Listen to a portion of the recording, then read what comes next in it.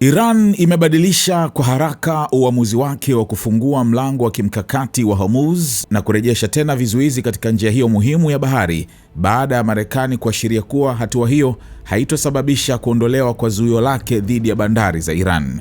Katika taarifa, kamandi ya pamoja ya jeshi la Iran imesema kuwa udhibiti wa mlango huo umerejea katika hali yake awali, sasa ukiwa chini ya usimamizi mkali wa vikosi vya ulinzi vya nchi hiyo. Udhibiti wa mlango wa Hormuz umerejea katika hali yake awali, chini ya usimamizi na udhibiti mkali wa jeshi, ilisema taarifa hiyo.